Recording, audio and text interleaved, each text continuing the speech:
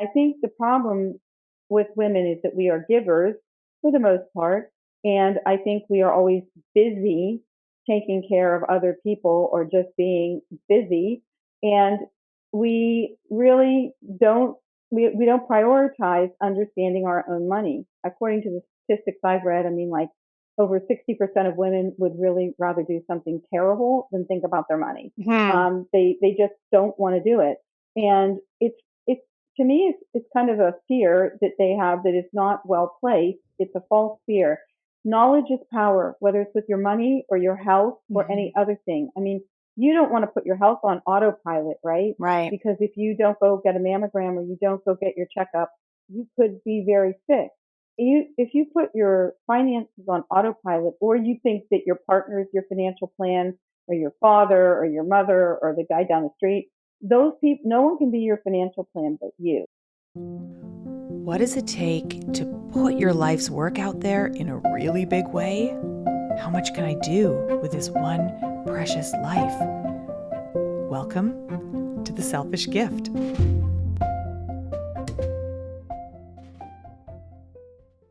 Life is always coming at us fast, and that feels especially true when you decide to write a book. You take on this huge, ambitious commitment, and suddenly a home improvement project goes sideways. A family member has a health issue. You have crushing work demands, or some other huge interruption comes along and threatens to pull you off your path. My guest today experienced all of that and more, and is here to tell us how she got through it and managed to finish and launch her book. Kimberlee Davis is a certified financial analyst and the author of The Fiscal Feminist, a financial wake-up call for women. She's managing director and partner at the Bahnsen Group, where she specializes in personal wealth advising and financial retirement and estate planning for high net worth individuals and multi-generational families. And as a certified divorce financial analyst, Kimberlee's special gift is helping her clients transition to financial independence after life-altering events like death or divorce. Kim's mission and personal passion is to help women of all ages and wealth levels to achieve a solid financial footing in both calm and turbulent times. Through her podcast, her online platform, and Instagram account, which are all also called The Fiscal Feminist, Kimberlee empowers and educates women to embrace their responsibility to themselves and make sound financial decisions that will create peace, freedom, and stability in their lives. Kim, thank you so much for joining me today.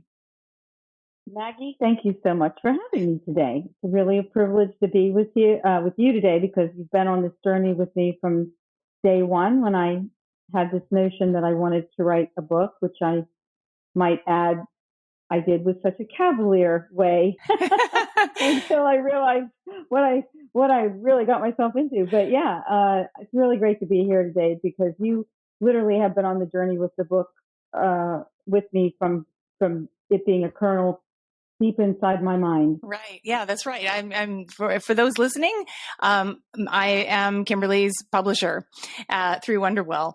And yeah, you really went through it, girl. You really did. We saw all kinds of ups and downs while you were writing your book, and you were just like facing the headwinds all the way through, and you managed to get it done. And the book is amazing. We're so proud of it. And I want to hear all about all those things that happened and how you coped with it. But first, let's just, if you tell us about the book itself and how it connects to your life purpose. So what is it about women and money, and why do you care? Well, the book really is a manifestation of my concerns that as I lived my life and went through my journey, started to kind of bubble up in my brain because of all the things that I had experienced. I was an investment banker. I was first a lawyer on Wall Street, did corporate securities work, then I became an investment banker, and I've been an entrepreneur. Now I'm a wealth manager. But in between all of that, I had 3 children. I was married for 23 or 4 years, and then went through what people call a gray divorce, which means it happened in my 50s, in my case, in my early 50s. It was about 12 years ago.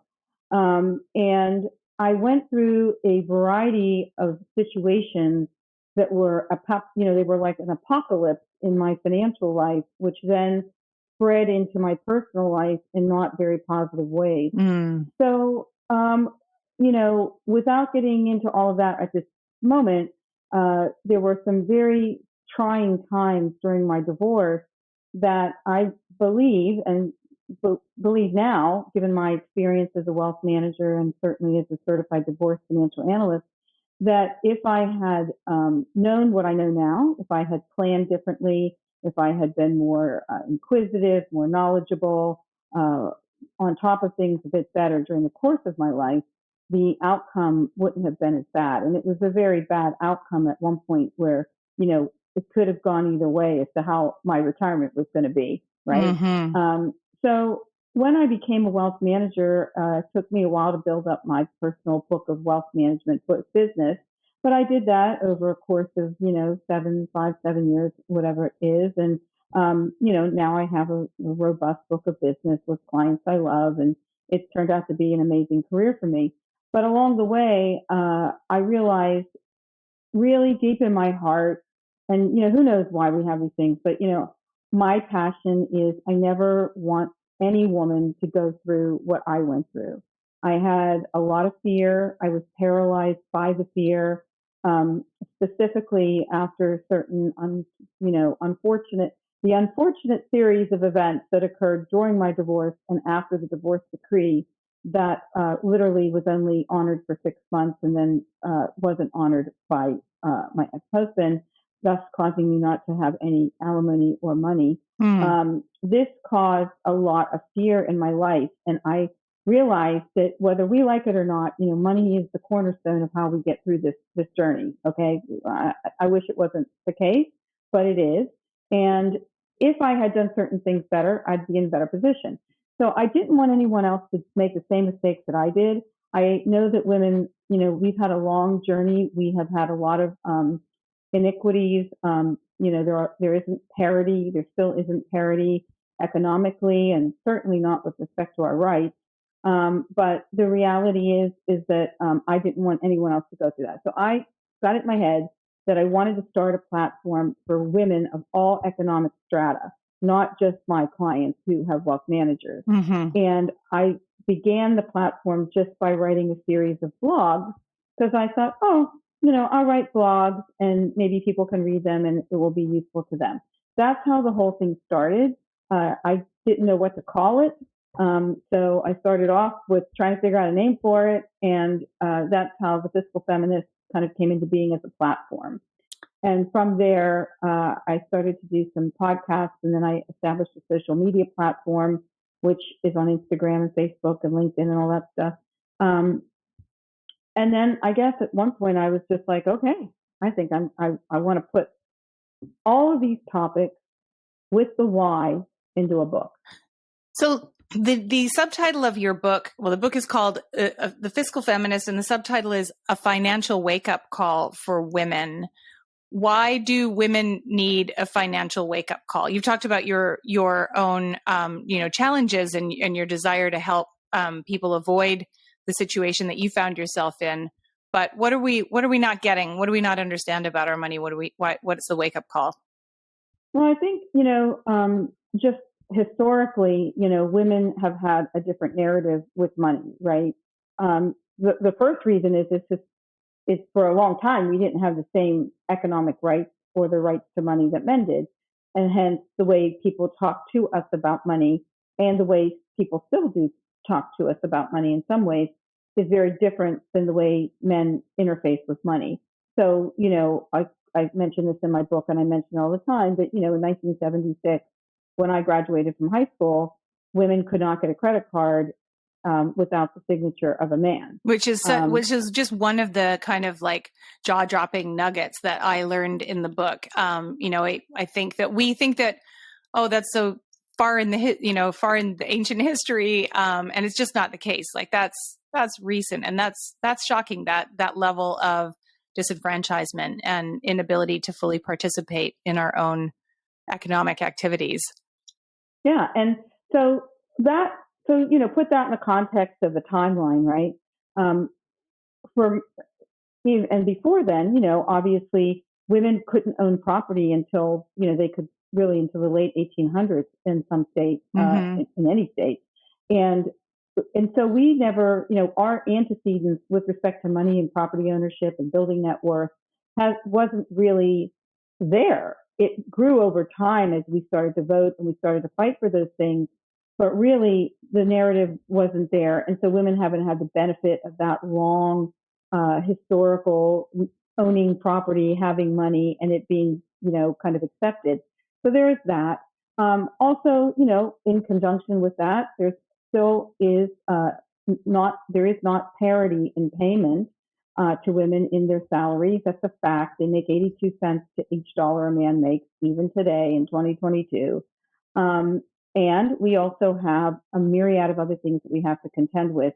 And along with the inequity in income and how we get paid, I think also due to the fact that we do 70 to 75% of all caring responsibility for whether it's our parents or our children or whoever, we get stuck doing it. That's a fact, even if we're the primary breadwinner.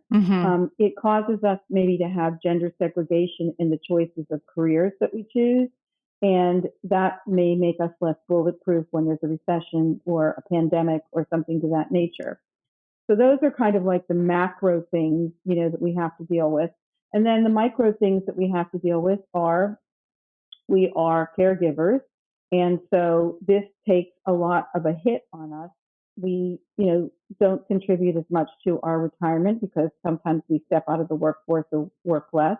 We don't contribute full time to our Social Security for exactly those same reasons. We don't have the same career development for exactly those same reasons. So not only that, but women's products often cost more than the exact same product that's marketed to men. So life is literally more expensive for women, even without thinking like, oh, she has a thing for handbags. No, it's not about that. Like we have a thing. We buy razors. They are more expensive. Our haircuts are more expensive. Our dry cleaning is more expensive. Like it's just more expensive to be a woman. We wear makeup. We get our hair done. We do things like that. But the other thing that women have to worry about is that they statistically live longer by 5 years than men. So they have a longer period of being alive, which on the bright side is we get to live longer. On the negative side is if we don't have enough money to fund that lifestyle through our elder age, it can be really very bad. And to your point, our medical costs are higher across the board. And as we are older, we have a longer period of time of paying for these medical costs. And I think the problem with women is that we are givers for the most part. And I think we are always busy taking care of other people or just being busy. And we really don't prioritize understanding our own money. So I think all of those things have put us a little bit on the back foot. And I think a lot of women, and according to the statistics I've read, over 60% of women would really rather do something terrible than think about their money. They just don't want to do it. And it's to me, it's kind of a fear that they have that is not well placed. It's a false fear. Knowledge is power, whether it's with your money or your health or any other thing. You don't want to put your health on autopilot, right? Right. Because if you don't go get a mammogram or you don't go get your checkup, you could be very sick. If you put your finances on autopilot, or you think that your partner is your financial plan, or your father or your mother or the guy down the street, those people, no one can be your financial plan but you. And you can still be in a relationship with somebody else and be in charge of your finances and knowledgeable about them. It doesn't make you any less of a partner. But women, I think, also have thought it awkward to talk about money with their partners and other people in their lives. And again, that has been a detriment because often I spoke to someone just this morning who's looking for a CDFA. I'm recommending someone for them to work with. And she was a lawyer for several years, stepped out of the workforce, has no idea of all the accounts, doesn't really know exactly what her husband's making. Amazing. And she's a lawyer. This isn't somebody who like, oh, I haven't had money around me. I haven't had to think of it because I'm broke or whatever. Like, no, there's money flowing through her life. She's just disconnected from it. Yeah. And this is honestly, this is not uncommon. She is actually not the exception to the rule. I have women who come in with my clients who are married, and they have no idea. They don't even want to come in half the time. And I'm like, I don't have meetings with just one person. Oh. So both people have to come in. If they don't, then I'm not having a meeting. I'm not doing that. I don't play that game. Now, the other thing I would like to add too is, and I don't want to make this into a political thing, but, if women can't control their reproductive rights, this, I want to say, I'm going to write a blog about this, hopefully this weekend if I can get my shit together, but, if I'm allowed to swear on this podcast. Yeah, it's encouraged. Yeah. Okay. So, I want to say, is inflation more important than your reproductive rights? If you're going to vote, are you going to vote for people who talk about inflation and recession, which are short-term economic negatives to your life? Because actually, losing control of reproductive rights for women who are still able to have children will affect their economic and financial life for the rest of their lives. It will negatively impact the economy over time. And these are the same women that probably aren't going to be able to get any kind of, benefit, because many of them live in states where they don't believe in child care tax credit or, helping people with child care and parental leave and all that other stuff. So who takes the hit on this? The woman who may not be equipped to have a child or pay for a child. These are the reasons why women need to wake up, because I hate to break the news to them. The cards are still stacked against us. And the other thing, since I'm on this topic, is that I said this last week in a speaking engagement I had, and I think it resonated, but, we used to talk about all this stuff a long time ago when Roe v. Wade became Roe v. Wade, and when, people talked about equal rights and, equal pay and all that stuff back in the 70s and the 80s, the second wave of feminism or whatever you want to call it. But I don't feel like we talk about women's economic issues very much anymore. I think there are so many other issues in the world that are pressing that this has really gotten sidelined, and it is huge, the effect that it has on individual women's lives and also the economy in general. Right, because we're half the population, and so if women are impoverished, then the country is impoverished. It negatively affects GDP. It's a fact. It is a fact. So for me, it's like this is an emergency in my mind. It's not like something we can sit around and ponder now. Things are getting serious now, okay? And we still don't have effective protections for women who, in pregnancy, them getting their jobs back or getting the same jobs back or not being discriminated against because they have a kid. We still have a motherhood penalty where women are like 10% less likely to get a job if they have kids vis-a-vis their counterparts who are single women or women without children or their male counterparts. Women actually get a pay reduction when they have children. Men actually get a 6% pay increase. Wow. Because we still believe that men are the breadwinners and that when they have a kid, they're taking care of their family. And when women have kids, they think she's going to work less. Kim, it's one of the things I love most about you and your whole approach to this topic and the book is that you are political, that you're feisty. I always say that you're like a combination of you're a mashup of Susie Orman and AOC. You're like. Well, I wish I was as young and looked like AOC. Yeah, it would be good. Like wake up people and get out there and like make change in our legislation, in society, in the norms, in what we expect, and in the conversations that we're having.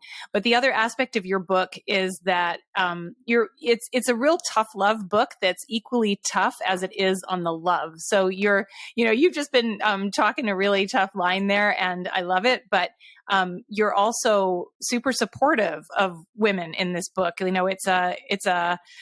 You put it on our own shoulders to deal with this problem. So we've just been talking about the laws and what we can do in terms of changing the laws in our country. But we have to take it on ourselves too, and that's part of your message, right? Is like nobody's going to come and save you. You have to do it for yourself. But the other thing I love in this book is that, like, for example, you call budgeting an act of self-love, an act of self-care. So talk to me about how we can reframe this instead of like, another thing that I'm doing wrong or failing at, into, no, this is a way of caring for myself. Yeah, and it is, because right? If you are suffering financial stress, whether you can't pay your rent, you're living paycheck to paycheck, maybe you can't afford health insurance, whatever it is, you're going to be stressed, right? Your blood pressure is going to be high. You're probably going to be having bad habits if you are like me. I was no stranger to a drink during those times. Those things make you unhealthy and they will follow you throughout your life if you don't change them. So all of this is, if you want to look at like, how do I become a less stressed out person who's healthier? Well, then you got to look at all the habits that you have, right? Do I, eat too much fatty foods? Do I not work out? And am I living a completely financial life that's in turmoil, which even if I have the healthiest diet and I work out every day, if I'm a financial mess, I'm still going to be stressed out because I might not be able to pay my rent. Or if something happens, I might not have any backup in liquidity or cash to help me through a bad time. And Right. it's then going to be a really bad time. So I believe everybody, this has to be approached on a macro and micro level. Macro is use your vote, use your voice. When you're choosing companies, look for a company to work at that has policies that are favorable to women, actually walk the walk, talk the talk. But on a micro level, we all are responsible for ourselves. We come into this world on our own, we leave on our own.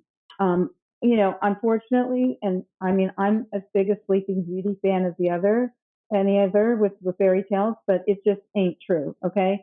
So I would love Prince Charming to show up or Princess Charming or somebody charming to show up, but it's probably not going to happen.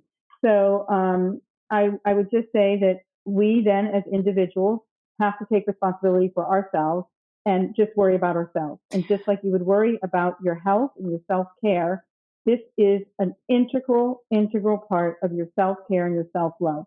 It's like the old adage, if you're on an airplane and you got to help somebody with the oxygen mask, put your own on first. Well, this is that. And even if you don't have anyone else to help out, don't you want to live your best, happiest life Right. into your old age with dignity, not worrying where your next dollar is coming from, not living strictly on Social Security when you're 75, 85 years old? You want to have, that's the moment in life where you want to be enjoying life, not worrying about if you can pay your rent and end up, God knows where. Right. So it is, in my mind, this is all about self-love.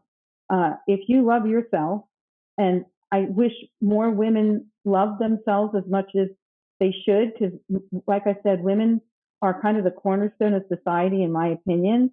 They really do. They are caregivers. They are, multitaskers. They try to be perfect, which they really shouldn't be. They need to, I talk a lot about the competence versus confidence issue. Women have to, they strive to always be perfect.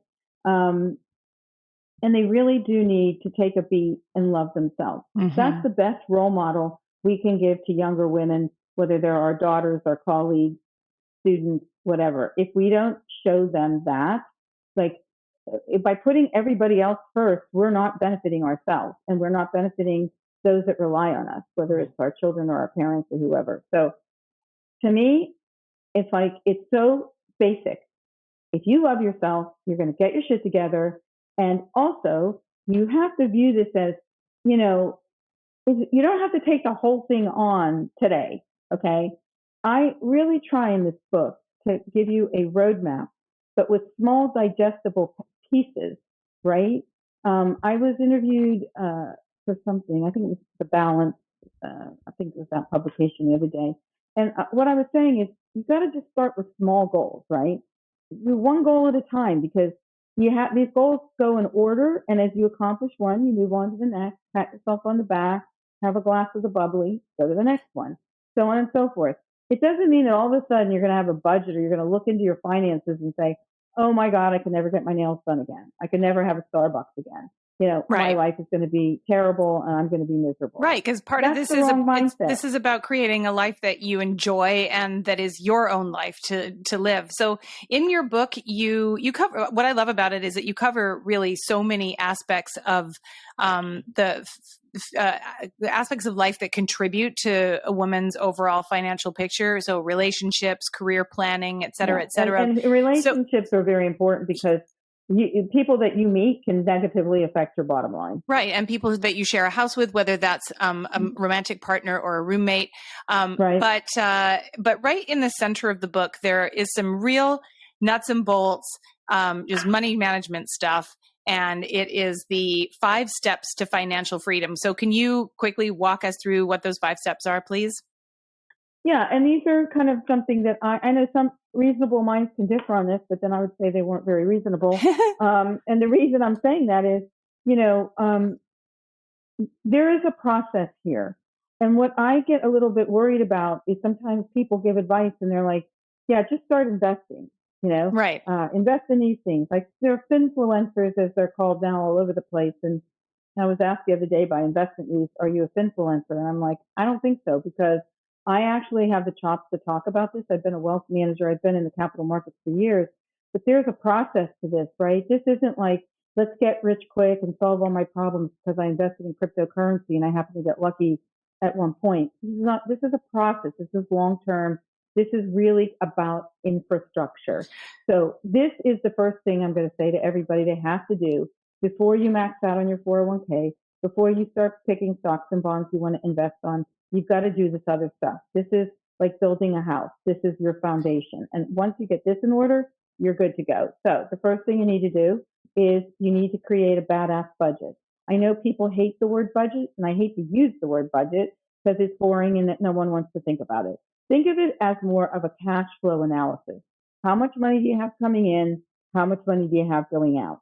Those are the 2 things you care about the most. If you don't know that, you don't know anything about your life. So you know how much you make, you know what other inflows you have. That's the first nugget of information you need. Then you just got to say, okay, I know what my rent is. I know what my car payment is. You add up those things, and then you look at all the other money you're spending. And if you're spending like, way over what you're bringing in on, other things that are discretionary, then you know where you need to start doing your work, right? Because you're probably bridging that gap between what you bring in and what you spend with credit cards. Mm-hmm. So the second thing you got to do is eliminate all credit card debt. I'm not saying don't use credit cards. I use credit cards. I get points. I just booked a 3-day thing in Palm Springs, and I used, 100,000 American Express points, whatever it was. Pay the bill off every month. But if you have credit card debt, do not go on to anything else. Pay it off. And you can use the debt avalanche method, which is paying the highest interest credit cards off first, or the debt snowball method, which is paying the smallest balance off to kind of give you some, inspiration. But there are many methods. I talk about them in my book, and you can find them all, you can research other things. But, get the debt off your ledgers, because then the third thing that's important is that you have to maintain a good credit score, because that gives you leverage in what the interest rate on your loans are going to be, who's going to rent you a house, who's going to sell you a house, what your car payment's going to be. So that infiltrates through all other aspects of your financial dealings. So once you get rid of the credit card debt, your credit score should go up.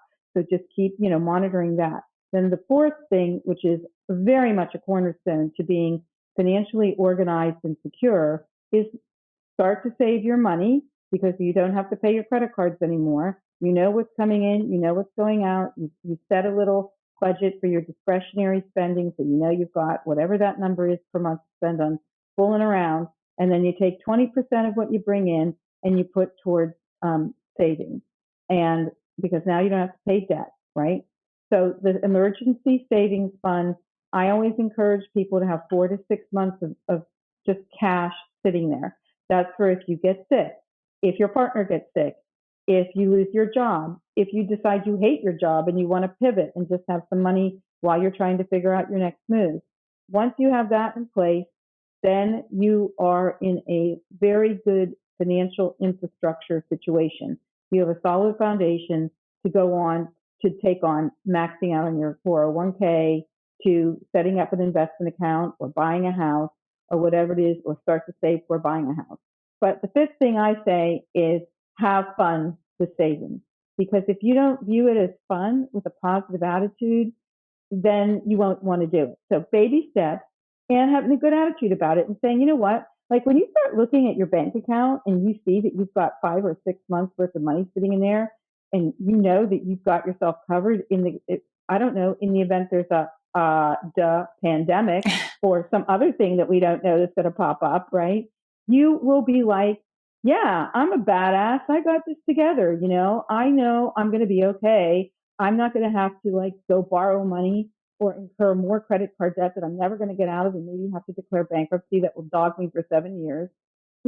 So this sounds boring. It's not like, hey guys, I've got the 5 best stocks for you to invest in and you're going to be rich tomorrow. Mm-hmm. This isn't, you're going to retire at 32, because I still think that's a fallacy. And just it's a soundbite that people like to talk about. But yeah, I think people don't understand that most people could live to 100 now. So I don't know what retirement means to them, but it could be a very long time. So if you do these things, I promise you, money back guarantee, these will change your financial life, and you need to do them. And you need to do them with a smile on your face and realize that it's just as important as going to get your mammogram or going to the dentist, whatever it is, to make sure that your body's still functioning. This is just as important. So I love that thank you for laying those out. And it does sound easier said than done in some cases, especially, the putting 20% aside for savings. I mean, you and I both live in Los Angeles, which is one of the most expensive cities in the world. But even if you can't do that, I don't care if it's $10.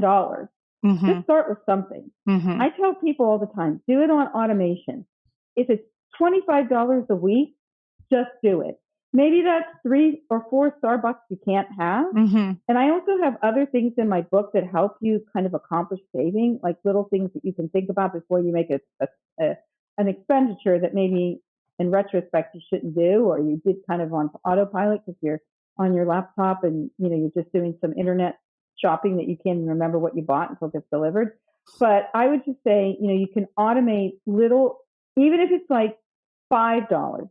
Start wherever you can start, because that is what's going to get the ball rolling. Because you're going to see after a month, maybe you saw $25 a week, you got $100 in there. Right. That's something. Right. That is something. And so much of this is about mindset, knowing that like I'm a person that doesn't have debt. My savings may be small and they're growing, but at least I'm going in the right direction, and that's hugely empowering and so different from feeling like you're just snowed under. Because you'll never get out of it, and it dogs you with your credit score. Right. And that affects so many other things. Well, and it affects your self-esteem and your feeling of, and it affects your very real, limits your freedom of choice, right? What can I do with my life? What can I do with my day? And I always say that, like, people say money doesn't buy happiness. And I think that that's true. We certainly know rich people who are miserable. It doesn't guarantee 100%. Happiness, but you know what money does buy? It buys the freedom to make a choice about how to deal with a difficult situation. None of us can avoid getting into difficult situations or having bad luck befall us in life, but having bad luck befall you when you've got a financial cushion under you is very, very different than the alternative. 100%. And I've been in both situations. I've lived, during the divorce, like I said, I lived paycheck to paycheck. I sold jewelry to pay for food, and I've had a lot of problems where I was like, I had a point where, I was hard for people to get a rental because my credit was bad because I was using credit cards to try to get through life. And so I get I hear that, and I get it, but I wasn't really cognizant of a lot of the stuff because I was so overwhelmed with worry and, the divorce and everything. But all I can say is, money doesn't buy you happiness. I'm not saying that. I don't view money as a conduit to happiness. I view it as a conduit to security and calmness. Calmness just means you can deal with problems in your life without freaking out. That's it. Is it going to make you the happiest person in the world? No, but you'll at least be calm and unhappy if you can't, whatever you're unhappy about, right? So I really love that your whole purpose in life now is to, empower and support other women to make their lives better.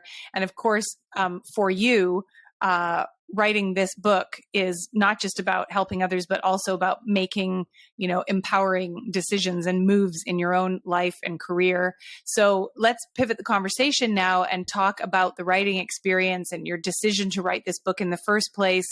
I would love to know, Aside from all the, the reasons that you've just given us, why did you decide to write this book? Like what was it meant to do for you personally? So, like I said, at the beginning of this whole fiscal feminist creation of the platform, I didn't really think of it as a platform. I thought of it as a blog, right? And then it started to evolve. I am an entrepreneur. I've created businesses in the past. I had my own fashion business in London and sold the clothes at Saks Fifth Avenue. So I'm no stranger to building a business. And so with everything that, I can't ever do anything like this. So the book came along because as I started to flesh out in my head what I want this platform to be, the book is an important component to building the bigger platform, right? So I had the social media presence clicking along. If you want to follow me on social media, please do so at the Fiscal Feminist on Instagram, and you can also find me on LinkedIn and Facebook. And I was doing the blog, but it was also under the Bonson Group kind of umbrella, right?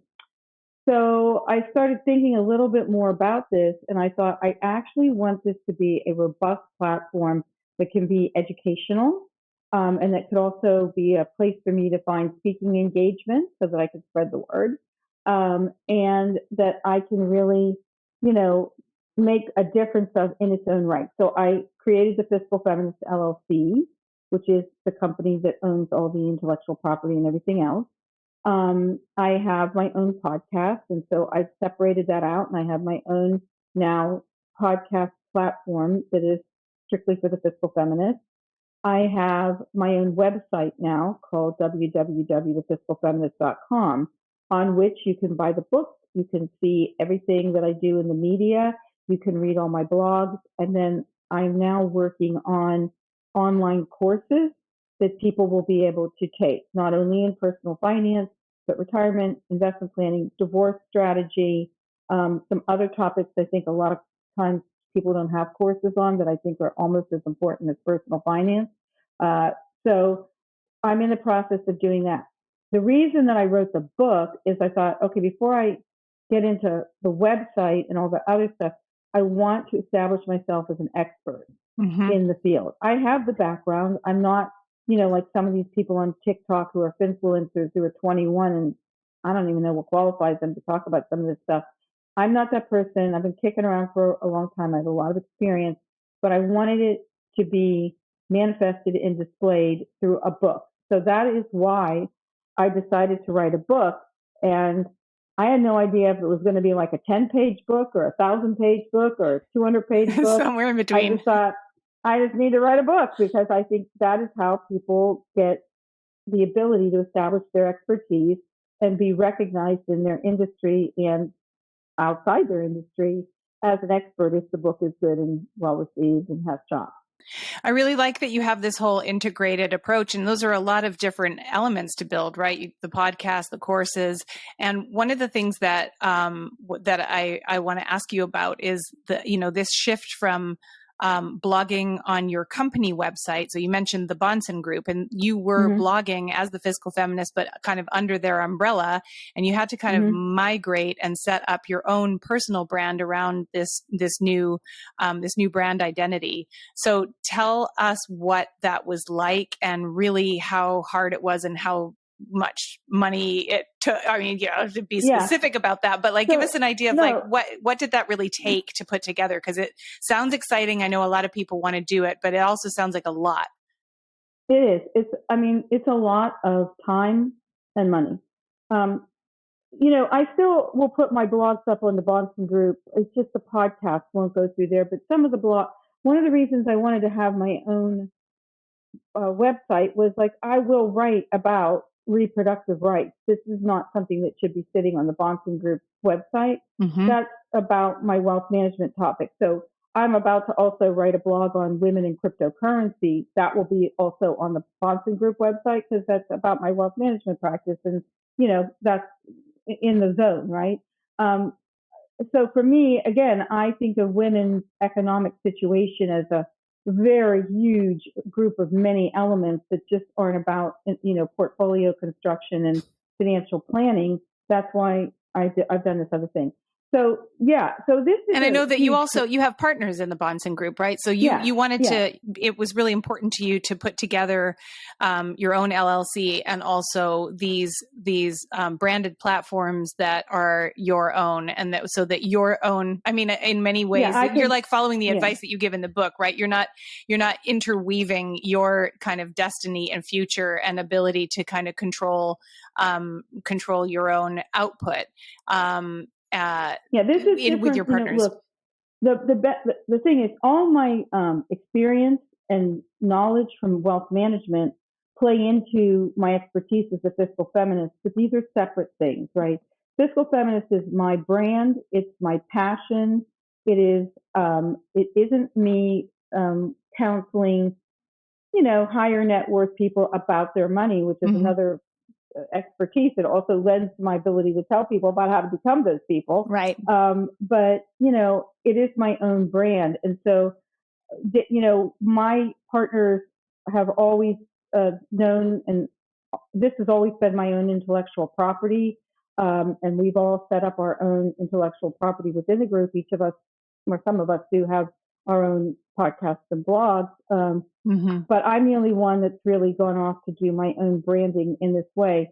And the reason is because I think it's a very specific thing for women. And it, like I said, many different things. But it was a business, right? It's a business. So I needed to do a business plan, because just like with any other business, I had to decide in my own mind, okay, am I doing this strictly to get the message out and, maybe write a blog a month and just let it be like that? Or am I really doing this to make this into something that might have legs with or without me? Because I want it to be a collaborative effort as well. I want to bring a lot of other experts in, and I want this thing to have its own legs. I want it to be a collective of women also within the website, so that we can have webinars or people ask questions and get involved. So I had to sit down and say, okay, what do I want to get out of this thing? Well, I want to feel like I'm making a difference. That's the most important thing. If people aren't hearing my message or it doesn't resonate, then I should just do my wealth management practice and live my best life, which would be way easier than what I'm doing right now. Because some days I think on a Saturday when I'm sitting here writing something and it's sunny out and I could be outside hanging around, I think, why am I doing this? Like I have a job. It's a good job that I love. Why don't I just do my job and have my weekends and not worry about, the fact that I have to always be writing something and just hang out? Because I really care about this. This is not like a manufactured thing. This is like in my heart. So I had to do a business plan. Have I spent a lot of money? Of course I have. The first thing is, okay, I create all the content, but I'm not going to sit around and pick every picture for social media and do the posting calendar. I don't have time for that. I already work 12 hours a day. So I had to employ a social media group that helped me with this stuff, who were awesome. I had to pay a web designer who's handling the website and all that kind of stuff. With respect to hybrid publishing, as you know, I put quite a bit of money into the book. Do I think the book will end up paying me back all the money I put into it? Who knows? I don't know the answer to that, but I know that I didn't go into it with that expectation. I want to sell a lot of books, because this book, I think, really is a good roadmap. And I know that people who have read it say to me, I really love this book because it's a very different kind of financial book, and I've learned a lot from it. But the book was part of the overall business plan of what I needed to establish my my gravitas. Right.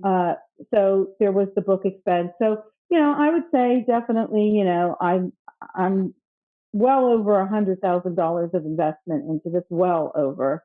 And I'm very fortunate that I have the background and the knowledge of how to start and run a business, and that I have the ability to find that money to put into it.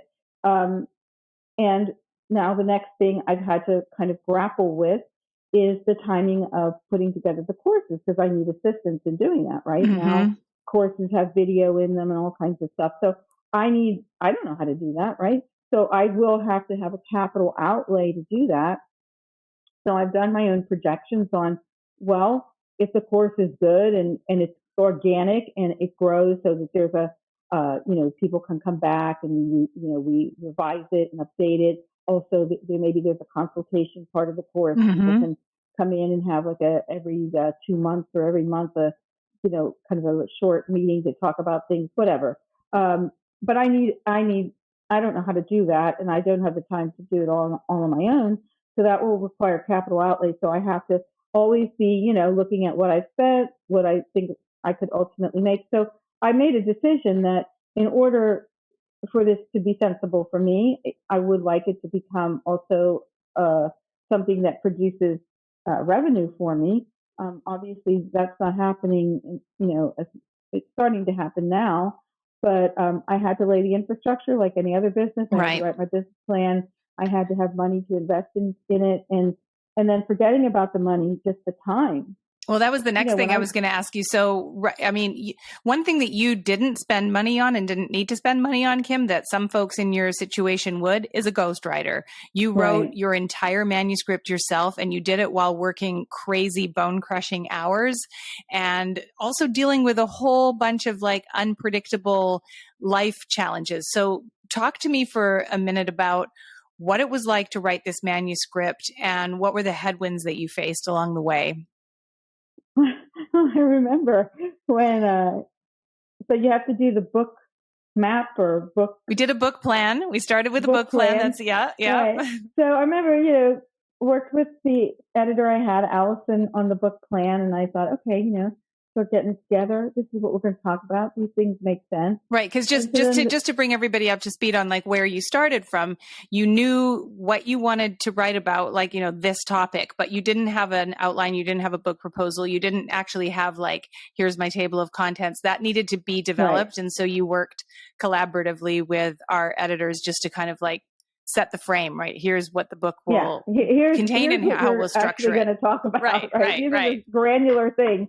Because I remember thinking, I want to write a book, and then I talked to you guys, and I was like, oh dang, I gotta really get granular with this, Right. So then, okay, we do that, and that's all good. I'm also proud of myself. I'm like, I got my table of contents. I kind of know what I'm going to do, and then I sit down in front of my computer, and I'm like, chapter 1, and I remember Allison, who's my editor, saying, you don't have to write the chapters in order. If you want to write chapter 5 first, because you think that's going to be easier to start with, do that. And in fact, that is, I think, what I did. I started with what I knew the best, which was I wanted to get into the finance stuff because I knew I could write about that. And then I started, but it was difficult because it's like, everybody says it when they write, you just sit down and you look at the computer and like, okay, well, what am I going to call this? Now, I had the benefit of having written blogs for a while. So I had my style. I was also a lawyer for many years. So tried not to write too much like a lawyer because that's a snooze fest. But I know how to write. But yeah, that was just hysterical. And then I started to get my momentum, but it came in waves, like I could be on a roll, but look, I literally spent probably 2 years of my life almost every weekend, except for when other things were just so overwhelmingly ridiculous, or a holiday or whatever, where I was writing the book. Yeah. Because almost 2 years. Yeah. And the thing about it is it's always on your mind. Right. Like, you can't get rid of it. Okay. Because it's like when you sit down to watch some Netflix thing, you're like, oh, you know what? Like, I should be writing my book right now because I need to get all this done, and I'm not going to get it done if I'm sitting here watching Netflix for 3 hours. So it was like always on my mind. So I underestimated when I came up with this notion about how all-consuming it is if you want to be timely and stay on your timeline. And then things come up. And right? that 2 years that you spent working on the book, I think that includes, it was a couple of months in the planning and the chapter outlining. And then there was also, I think you're also referring to. I took a hiatus for a while. You took a hiatus when life was just too intense, but also then I think that you're also including in that time period the the revision and editing process, which, editing includes rewriting, right? Editing isn't just like spell checking. Like editing is. I've read this book so many writing. times. I'm like, I should have every stat in my head. But it's an intent. And that's the thing is like, so you write and then things happen. So then I just got to the point where COVID happened. And that was actually, as far as writing goes, gave me a little bit more leeway because I was writing them from remotely. I was working remotely, so I could really fit the writing in while I was also working because I could just never leave my But you, on top of COVID or before COVID, you had a bunch of like personal stuff that would make a lot of people give up. So what were some of the challenges that you faced? You had. Some of them weren't challenges and some of them were challenges. But it's like, first of all, I got married, which I wasn't planning on. I was planning on it, but I wasn't planning on it really. But then Mark popped the question and I said yes because he's a good egg. But, then we had to negotiate a prenup because, of course, I wouldn't get married without a prenup. And then I had decided I wanted to buy a house. So, and at that moment, the exact perfect house came up. But I was in another house I was renting. So we decided I did buy the house and I bought it on my own. I told Mark it was a condition to our marriage that only I buy the house. And then it had to be, certain things had to be renovated, one of which was my office, which I'm sitting in now, that was like a movie thing. People have like a movie screen in here, and I'm like, I don't need a movie screen. I need an office. So I needed to stay in the other house until this house got done. So the deal was I need my office to be done by like January, February. Okay, that didn't happen. Didn't happen until way after that. And this office that you're building out was supposed to also be like you're the sanctuary for writing. So you didn't you didn't even have that. Yeah, gonzo. And then, so there was all of that, just the stress of buying the house, the stress of, renovating the house and finding all these people who sometimes show up, sometimes don't show up, paying them all, and then also moving. And then in between all of that, I have very elderly parents. My mother has, not Alzheimer's, excuse me, she has dementia. And there has been ongoing, and I'm an only child. My parents are in Pennsylvania, so I had to go back to Pennsylvania a number of times because there were some issues that, I had to deal with that were just pressing. Those are time sensitive. I can't just say, oh, sorry, parents, I can't come and deal with it. Right.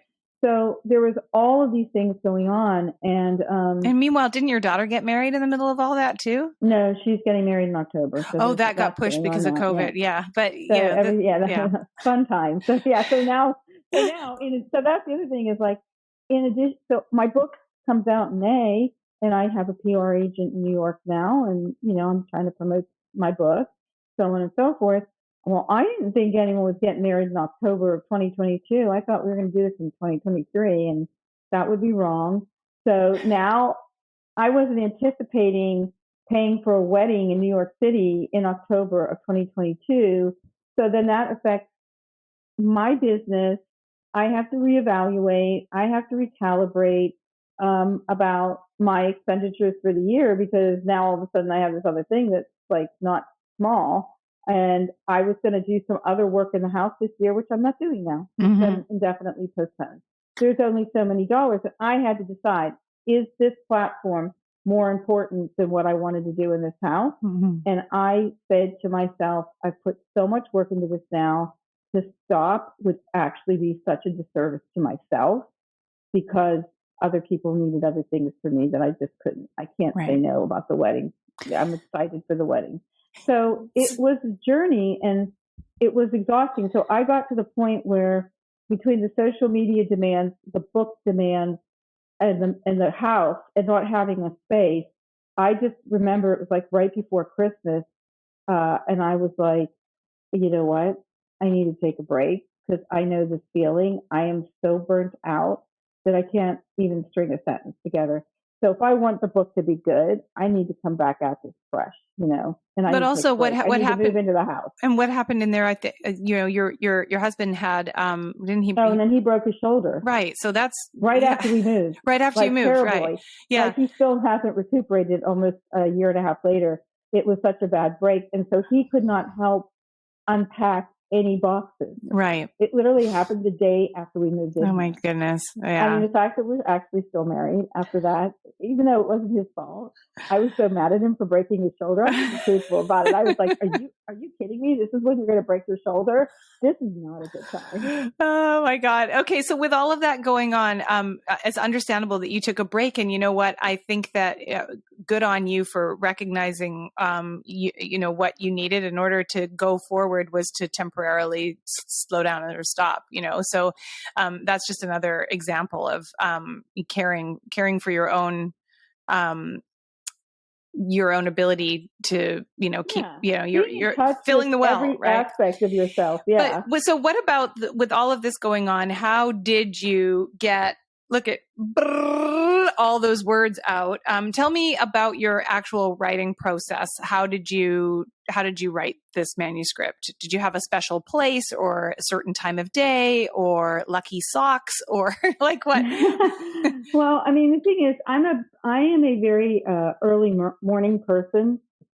So I don't know why, but it doesn't surprise me for some reason. My best thoughts come to my head when I'm either on a treadmill or I'm sitting at my desk at 5 a.m. in the morning and it's quiet, and I have a cup of coffee. But the way I'm a pretty methodical person, so I researched every part of the book, right? There's a lot of research that went into this book. So I did my research and I started off with just making a page of all my research sources and then kind of categorizing them as to where they fell into whatever I was writing about in that chapter. And so I start with that, and that was kind of like got the juices going as I was researching. Then after I did that, I would do a very kind of broad outline of the chapter. Like, what am I going to talk about first? What am I going to talk about second? And I also like to put quotes and other things in there. So I would try to think about quotes or other ideas that came in that would make it more interesting. And then so that's how I did each chapter. And then I would just start to write, you know, and sometimes I'd be amazed because I'd start writing and I think, yeah, okay, you know, I don't know how long this chapter's going to be. And then like 8,500 words later, I'm like, oh my God, I've just written a pretty long chapter here, you know. I was surprised because I thought this is going to take me forever. But because my research was very organized and then I had kind of a broad outline, I was able to like have some momentum as I was writing. And then, and so, for example, with the parts of the book that were more about historical things and not quite as tied to tactical steps that you could take, but more kind of contextual, riffing, but contextual historical things. Mm-hmm. I really enjoyed writing those parts because I thought it was so interesting, and I loved telling the story. Mm-hmm. So once I got what my core story was going to be, or what facts I was trying to talk about historical things, it really gave me the room to kind of riff a little bit when I was writing. So that was kind of how I got through just creating a chapter. And how long would you sit and write for at one time? Did you have did you have like a regular, okay, this is my 2-hour window, or did you just go and go and go until you ran out of steam? How, you know? I would say like generally, I mean, one of the things I did learn, and I'm kind of having to remind myself about that now when I start back to the blogging, is that sometimes you just have to write wherever you are. So you might have to write on your laptop on an airplane because that's the time you have, right? So it's not always going to be like you're sitting at your desk with your cup of coffee and the light's just right and all the stars are lined up in the sky. To get this done, you just have to be able to write, you know, at certain times. So I would have a window of maybe, I'd say the longest window for me was probably about 5 hours. Then I would have to take a break. But I want to say one thing about this too. I had to go to my parents for a while during the editing process. And that is kind of like sometimes rewriting parts of things and so on and so forth. And maybe it was even during the actual writing of the book. I go there so frequently, I can't now get the timeline page. It doesn't matter. I know that I had to, sometimes I stay at a hotel when I go there because they live in a very small house. And it's just, my mom gets a little antsy if someone's in her house 24 hours a day. So, anyway, I needed to get a whole section done because I had to send it to my editor because I was really up against it. And I remember I finished everything I had to do at my parents' that night, dinner, the whole 9 yards, and I was going to go back to the hotel. And there was a mini tornado. So all of a sudden I couldn't drive to the hotel, right? And I was like, are you kidding me? So then about an hour and a half later, they were like, okay, pass, you can go back out on the road. Drove back to the hotel. By this time it's like 10 o'clock at night. And I just stayed up till 3:30 in the morning and cranked out what I needed to crank out. And that was the end of that story. Because it had to be done and I had to put myself in the mood. I got a pot of coffee, I sat down and then I turned to wine and then I just kept writing. Good for you. That's hard to do. And so, some people find that little and often is the way. Some people find that after 2 hours, they're just not good for much anymore. And they just can't, there's diminishing returns at that point. And then other people are binge writers and they can go for a good 5 or 6 hour stretch. I'm like that, Kim. I can do those when I'm writing, I can do a good 5 or 6 hour stretch, but it takes me a lot to settle down and get into it. So I think the takeaway here is it's really important to recognize that, you can't just follow somebody else's prescription for like, this is what your writing cadence should look like. Do a half an hour every morning. It's like, that's not going to work for some people. If you're the kind of person who needs to really take time to sort of get yourself into the flow, you want to stay in that flow as long as you can. And that's the thing. So that was the thing. It's like, I'd reread what I wrote and I was like, hey, I like this, I don't want to lose my momentum. I'm in it now. I know what I want to say. And now I'm like, my fingers are like, I don't want to stop because if I stop, I'm going to lose my thread, Yeah. It's like you get a rhythm or I do. That's how it's kind of like when I run, I start off running and I'm like, I hate this. And then, once I get past like mile 1, I'm like, feeling better. By mile 2, I'm like, yeah, this is awesome. I feel endorphins kicked in. Yeah. This is very similar to that for me. And you break through the wall, right? You break through the wall and then it's good until it's not. And then you got to stop. I mean, my main thing that I had to do was like say, okay, this is the last word I'm writing now in this chapter. It's time to stop this chapter. You need to stop now. You mean you felt like sometimes you did, like you had to make yourself like what you wanted to go on and on and on? You said enough. Stop. Move on. What surprised you about the editing process? Well, I have to say, I thought it was pretty good. It was good. I loved both of them. You had a substantive editor and then a copy editor. So that's what you mean with both of them. So I had Allison and Ariel. Ariel was good. But I also thought it was interesting sometimes to hear her point of view on some of the things that I wrote. Because obviously I only have my point of view, right? And she's a younger person, a millennial, and she really had some good insights. And some of the stuff she said, I was like, I don't agree, and I'm sorry, but I don't really care about stay-at-home dads. I can throw a line in there about it, but to be honest, that's not my audience. So she was much more maybe concerned about certain things that I was like, no, I don't care about that. But I thought it was good that she brought up a lot of things because a reader might be thinking that. Yeah. And when you're writing, or at least when I'm writing, because I'm not a book person or an author, or well, I am an author now, but a publisher, whatever. I was thinking about what I wanted to say, not about how people would be hearing it. Right. And it's often said that the editor is the first reader. Like the editor stands in for all the readers to come. And it's their job to say, this is what I'm curious about, or this is what you need to explain more deeply, or this is what you need to set up more clearly. So you found that your editor's questions and prompts sometimes caused you to relook at what you were writing. I think not only substantively, but I think, she cleaned up some of the language or took, made things maybe a little user friendly. I actually enjoyed the editing process. I was surprised. I mean, I had, there were deadlines as with everything, but I thought it was really good. I was very pleased with the outcome of the whole thing. Mm-hmm. So now the book is out there. It was published by Wonderwell in May 2022, and it is in stores. It's distributed all across the land, and it's available on Amazon, and people are buying it and they're reading it, and they're you're going on podcasts, you're promoting it, you're getting feedback from readers. It's real after all these years of putting all this effort and time and money into it. How does it feel to see it out there? No, this sounds kind of crazy, but I mean, I have some in my office here, and sometimes I look at it and I think, when did I have time to write that book? How did I do that? Like, I look at it, it's kind of like when I look at my kids, right? I think, like, they're in their 30s now, so they're old, right? And well, two of them are late 20s, whatever. But I look at them and I think, wow, did I really have those kids? Because it seems so long ago. But like, I look at the book, and my husband was reading it. He read it cover to cover, and not my first husband, my second husband, but I did give a copy to my first husband, and said, "Thank you for being you." That's why I wrote it.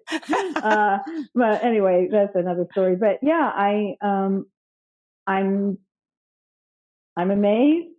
And then, like, when I hear people say, like, this is crazy inspirational, or some woman went to this event I talked about last week, and she wrote to me and said, I was so motivated by your description of the book. And they bought 30 books and handed them out.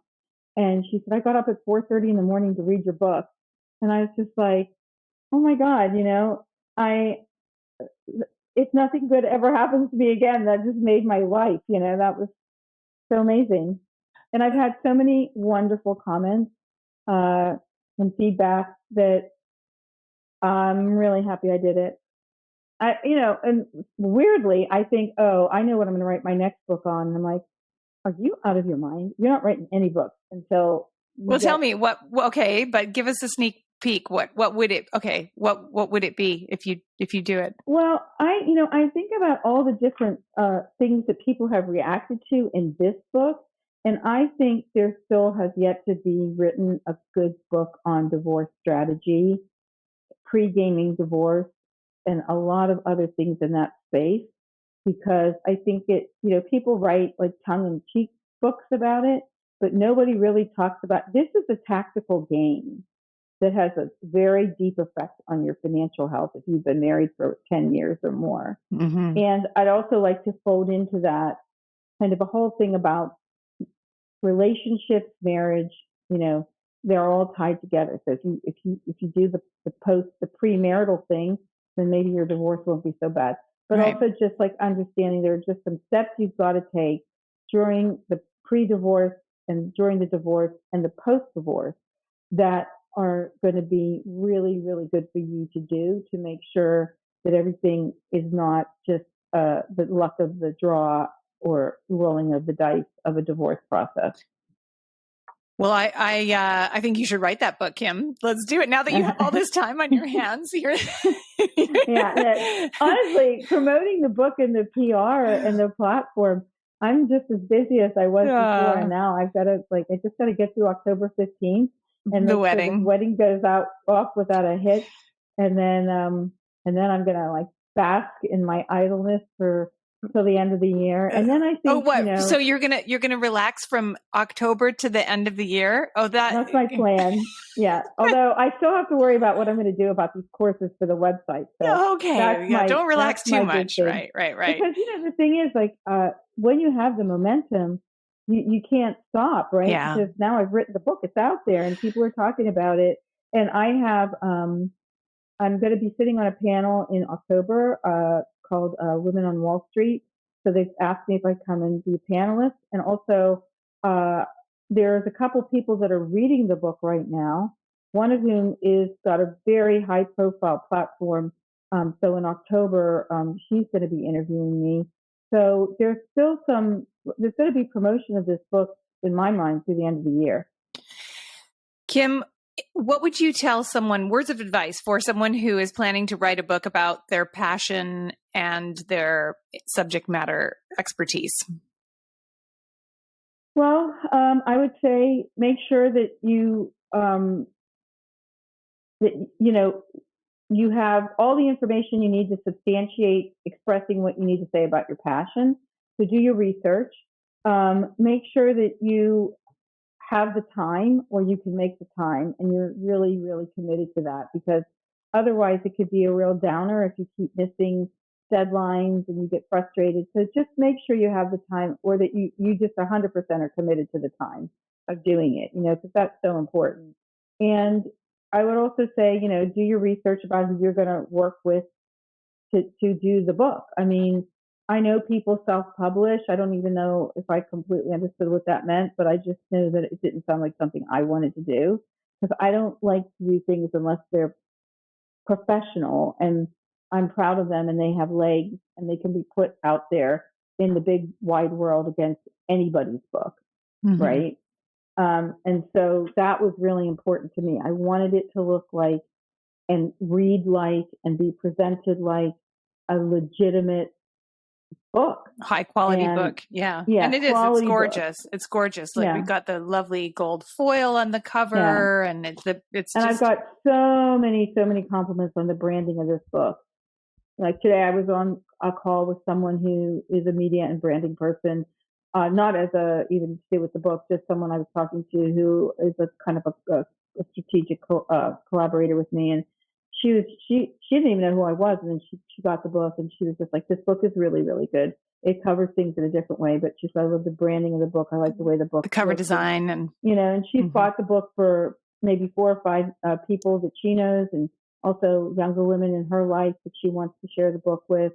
So a neighbor of mine bought 5, and he is giving them to his 2 daughters and his nieces. That's amazing. Oh, Kim, you are such an inspiration. You're a dynamo.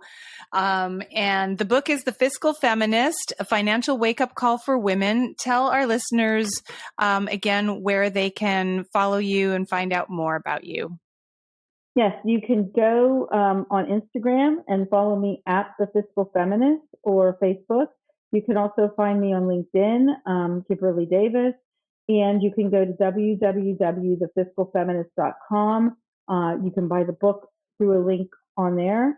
And you can listen to my podcasts, which are on any podcast platform, Apple, Spotify, and the name of the podcast is also The Fiscal Feminist. It's also The Fiscal Feminist. Love your brand alignment. You're consistent. Everything is called The Fiscal Feminist. I like to keep it simple. That way I'll remember it too.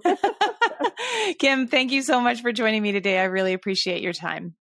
Maggie, thank you so much, not only for having me today, but for all your help, your guidance, your knowledge, and just being she's a top gal, this Maggie. So if you're going to write a book, I would say she should be on your speed dial. Awesome. Thank you.